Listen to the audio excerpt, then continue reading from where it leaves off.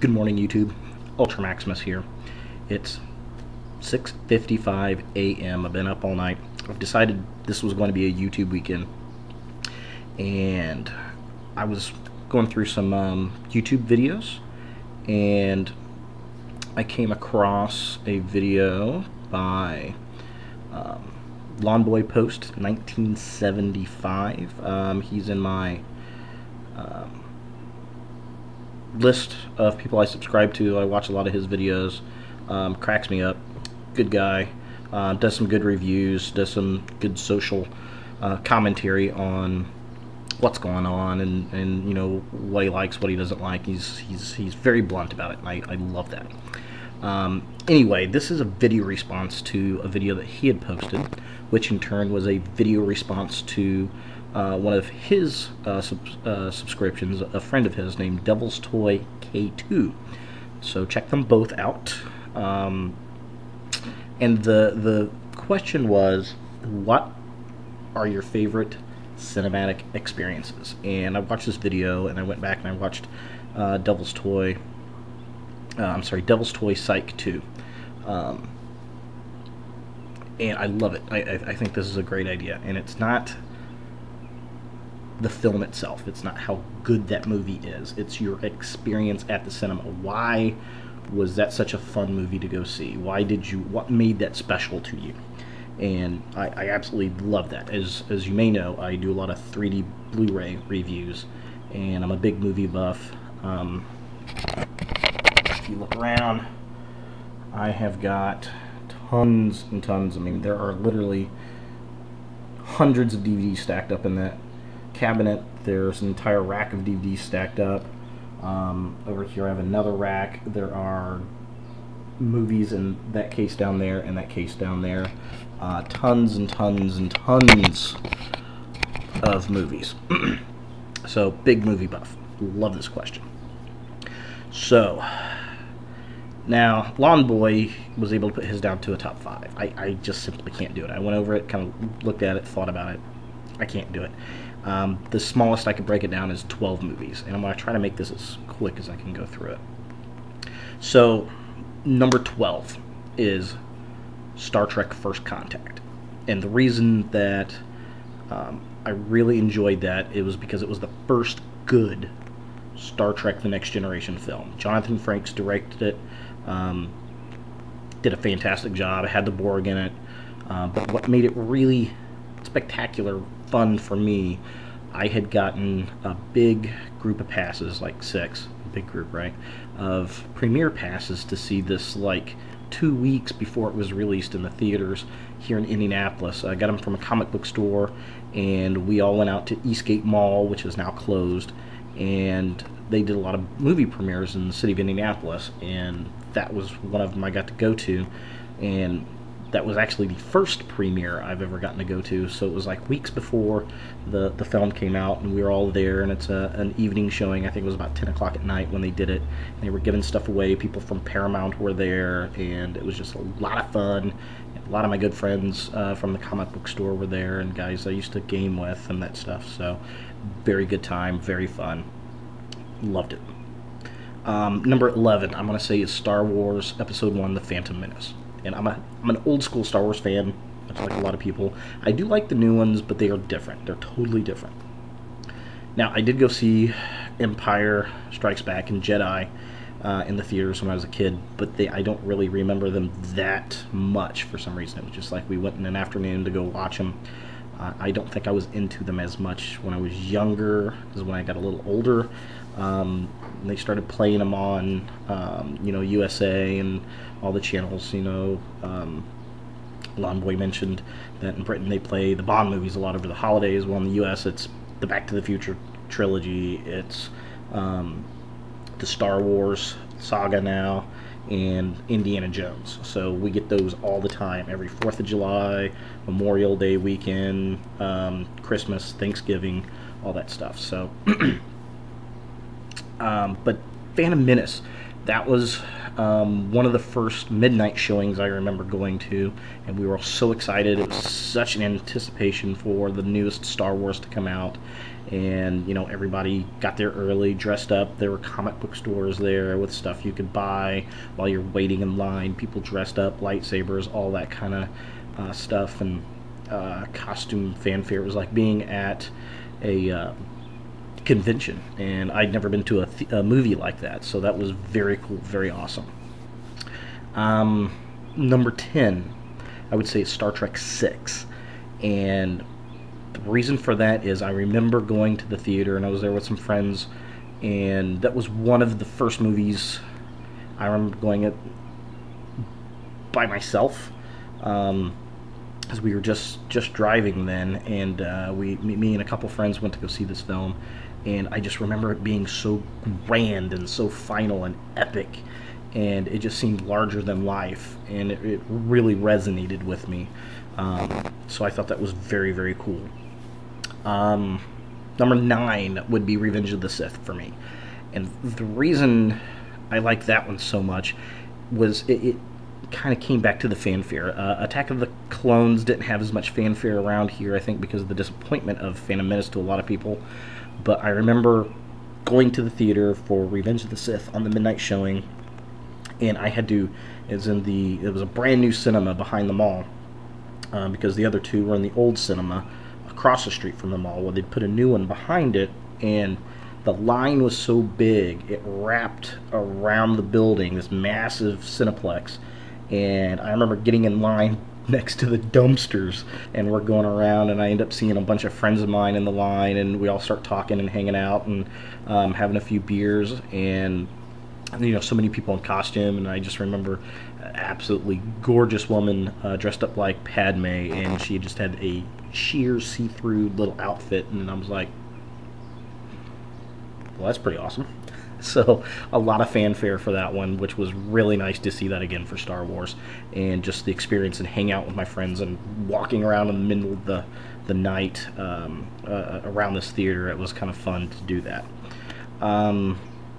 Number 8, Twister. This is kind of an odd one. A lot of people, I mean, it's not the greatest movie, but what I really liked about going to the theater to see that movie, I remember I went with a friend of mine, and we went to the theater, and that night we went to go see it. In fact, I remember vividly, we went to go get dinner at Arby's before we went to the movies, and while we were at the movies, a thunderstorm, I mean, just like erupted out of nowhere. I live in Indiana, so we have lots of thunderstorms, lots of tornadoes, and the night we decided to go to this, I mean, it just out of nowhere, this nasty thunderstorm come out, and the skies are black, and it's raining, and a nice summer thunderstorm. We're watching this movie about twisters and thunderstorms and all that kind of good stuff, and then we walk out, and it's still all thundering, and it was like the summer decided, okay, we're going to put some extra effects in, you know, the environment for you when you go see this. So that was very cool.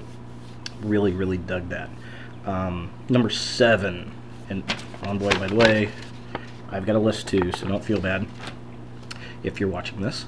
Number 7 is Jurassic Park, and that movie really, really turned movies around for me. That was when I was a big Michael Crichton fan. I read the book.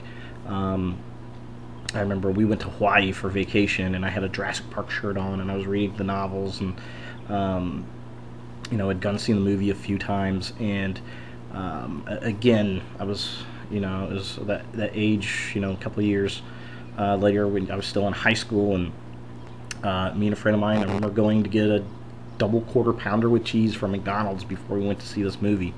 And I mean, it just struck me so like, wow, these dinosaurs are alive, and the effects were amazing, and it struck me as odd too, because I remember people having little kids in the theater, and this big T-Rex comes out like, and these kids are going nuts and screaming, and people are having to take kids out, and I'm like, didn't you see the trailer for this film? Why did you bring a tiny little child in to see this movie? This is not Barney, people. So it was just so in your face and just out there, and I'm waiting for the 3D release next year for the 20th anniversary. It's going to be awesome.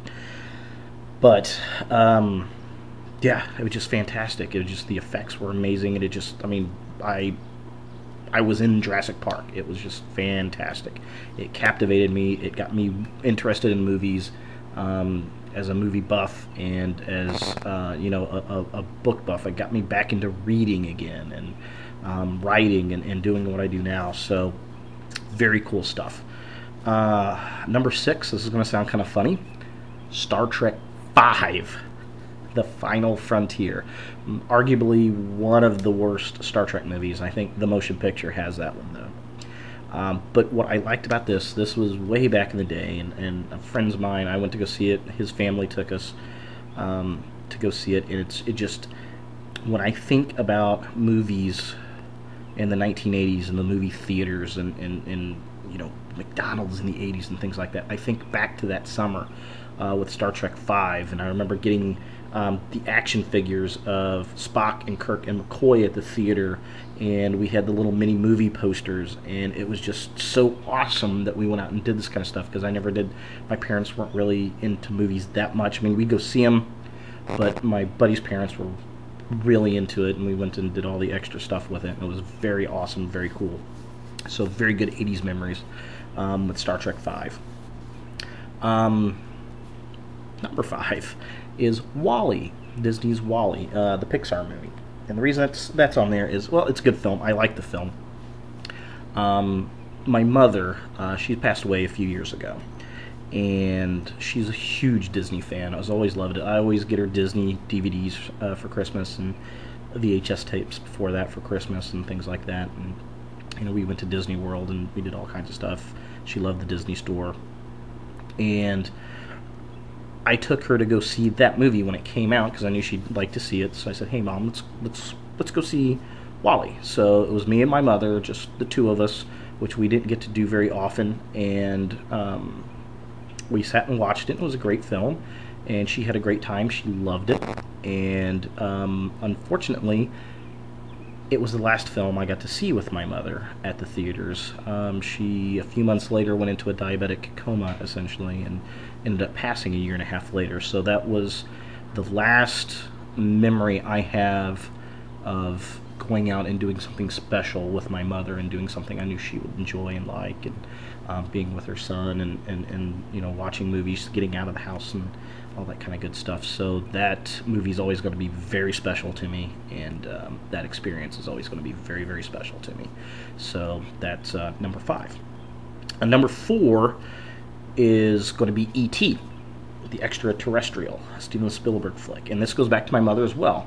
My mother and grandmother, her mother, took me and my sister, my little sister, to go see this when we were little, and I just remember the experience going there, and I can still see to this day the theater and how it was laid out, and I remember E.T. popping out and going through everything, and nothing scared me in the movie until the government agents came out, and I vividly remember the government agents coming out and crying, and my grandmother's like, "Why is he crying? These are the government people, they're not the aliens." And they were taking E.T. and it was tearing me up, and I just remember that whole dynamic with my grandmother and my mother and my little sister there. So that was another childhood memory that was very nice with my mother and my grandmother. So we got to do stuff with grandmother every once in a while, and again, a very special memory for that. Number 3 would be Gremlins, and that's all about the same time, like Back to the Future and some of the Star Wars movies. And I mean, those films are great and they're good, and I did go see them, but this one was particularly specifically special. Because this is the first movie I really remember going to see. My father taking me to see this, me and my sister, and my mother, I'm sure, was there with us. And I specifically remember my father taking us, and I can't even really remember if my sister was there. I just remember me and my dad, and I remember it because it was one of the first films, if not the first movie, I actually saw in the theater, and I remember being so excited and so waiting for it, and I'd never seen movie trailers before. I'd never seen previews, and that they were coming on, and I was worried. And I remember saying, "Are you sure we're in the right movie?" Because it was a preview for, I think, for Die Hard. And I'm like, "I don't think we're in the right theater. Go out." And I was trying to convince him to go out and check the marquee above the door. And he's like, "We're fine. It's a trailer. Don't worry about it." And that whole thing was just fantastic. And again, I didn't get scared in the movie. I was just kind of, "Ooh, wow, this is awesome." And until that scene with that gremlin that pops out of the medicine cabinet, and it still gets me to jump today. And I know it's coming, but it still makes me jump. I don't know, maybe it's built in from the past. I don't know. So that's my number 3 cinematic experience. My number 2 cinematic experience is the 1989 Batman movie with Michael Keaton, directed by Tim Burton, Jack Nicholson. Phenomenal film, one of the best Batmans made. And that one has some good experience for me in 2 aspects. Number 1, I think I saw that movie 7 times that year, and that was before movies were on video like that. It took forever for a movie to get to video. In fact, I remember when the thing came out on video around Christmas time, I bought the VHS tape immediately. But I remember going to Lafayette Square Mall here in Indianapolis with my friend and his family. They took us to go see it a bunch of times. We'd go to the comic shop there in the mall and Walden Books to buy comics, and then we'd go see this movie. And all summer long we'd go see this movie, and it was so amazing. And we even went to a drive-in. The first drive-in theater I went to was down here in Greenwood, where I live now, and the theater's long gone, but we went and seen a double feature of Batman, and Turner and Hooch was the other movie. And we'd watch Batman. It was awesome. And then we didn't want to watch Turner and Hooch again, or didn't want to watch Turner and Hooch, but we kind of sat around and watched it because we waited for Batman to come back on again.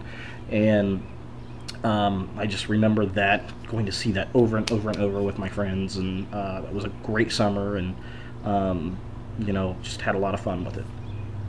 The number 1 theatrical cinema favorite experience, that would be Transformers the movie. If you know me, and again, this is probably cliche for me, I'm a huge Transformers fan. Kal-El Prime got me into reviewing Transformers. I do some Transformers reviews. Check them out if you're interested. But 1986, my father took my little sister and then my cousin Jenny, who was from Nashville, Tennessee, and we went to go see Transformers the movie at a theater behind a mall, Lafayette Square Mall. Again, that one's gone too. And all these theaters I went to go see these movies, they're gone. And I just remember that being so huge, and I couldn't wait. And I remember jumping down in anticipation. I'm like, let's go see this. And watching it, and then all of a sudden they kill off all my favorite toys, and Optimus Prime dies, and I remember getting my back of my throat welling up, and I'm about to cry, and going through this whole thing and watching it. And I remember when Starscream gets his foot caught, and he shoots his foot, and he's like, "Oh, my foot!" He flies away. I remember my father laughing at that, and him watching Transformers. He didn't watch Transformers. He didn't care about Transformers, but he knew that I liked it. And him laughing out loud at that, I thought that was great. And then at the end of the film, when Rodimus Prime opens the Matrix up, Hot Rod becomes Rodimus Prime, and you hear Optimus say, "Arise, Rodimus Prime." And my father actually leaned over to me and said, "Is that Optimus? Did he come back to life?" And he was actually asking me about the movie, the characters, and he put interest in it. And I thought that was so great as a child, and that whole experience has stayed with me all these years. So 20 some years later, 25, 26 years later, that's still there with me. So I thought that was fantastic. And that's it. That's my top 12. I hope I didn't rattle on too much. Lon Boy, that was a great idea, great response. Actually, it all goes back to Devil's Toy Psych 2. Thanks for kicking that off. So this is the 3rd generation away from your video if you ever watch this, sir. So thanks for watching, guys. Again, like I said, it's now 7:14 in the morning. If you look outside, it's all bright and sunny out there. The birds are chirping and going nuts. Yet notice 2 televisions in the living room. Not a movie buff at all, guys. So I should probably go out and do something, or go to bed, or do something. I don't know.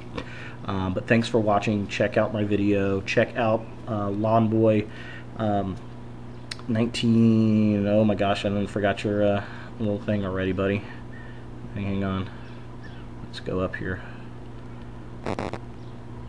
Lawn Boys Post 1975. Sorry, man. It's getting too late for me. And then check out Devil's Toy Psych 2. Check their stuff out. Check my stuff out.